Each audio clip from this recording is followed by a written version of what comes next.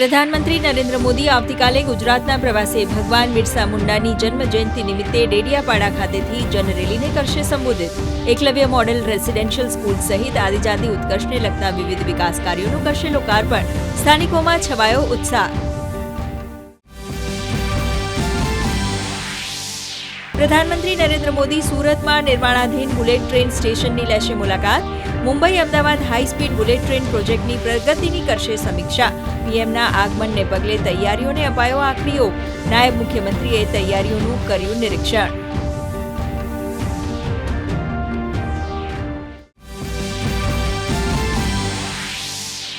રાજ્યમાં કૃષિ ક્ષેત્રે બાયોટેકનોલોજીની સંભાવનાઓ થશે પરિપૂર્ણ. મુખ્યમંત્રી ભૂપેન્દ્ર પટેલે ગોંડલના પાટીદળ ગામ ખાતે વિમલ રિસર્ચ સોસાયટીના સંશોધન ભવનનું કર્યું ઉદ્ઘાટન. મુખ્યમંત્રીએ રાજ્યના સૌથી ઊંચા ધ્વજ સ્તંભ પર ફરકાવ્યો વિશાળ રાષ્ટ્રધ્વજ.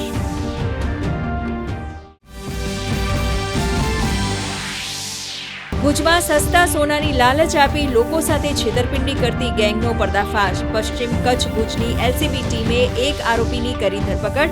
નકલી ચલણી નોટો, નકલી સોનાના બિસ્કિટ સહિત 1 કરોડથી વધુ રકમનો મુદ્દામાલ કર્યો જપ્ત. ફરાર 4 આરોપીઓને પકડવા ચક્રો ગતિમાન.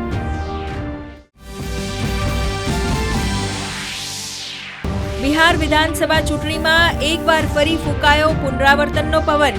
વલણોમાં આંકડો 200 ને પાર. મહાગઠબંધનના વળતા પાણી. પ્રધાનમંત્રીએ કહ્યું સુશાસન અને વિકાસની થઈ જીત.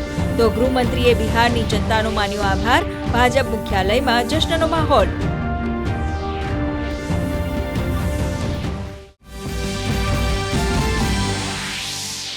બિહારમાં હાઈ પ્રોફાઇલ બેઠકો પર જીત હારના સમીકરણ. મોકામાંથી જેડીયુના અનંતકુમાર સિંહ અને તારાપુરથી ભાજપના સમ્રાટ ચૌધરીનો વિજય.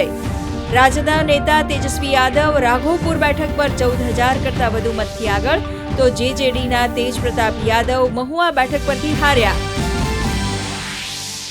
રાજ્યભરમાં આજથી 15 દિવસ સુધી પાક નુકસાની સહાય ફોર્મ ભરવાની પ્રક્રિયાનો પ્રારંભ.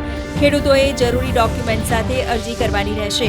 16,500થી વધુ ગામોના ખેડૂતોને હેક્ટર દીઠ ચૂકવાશે ₹22,000ની સહાય.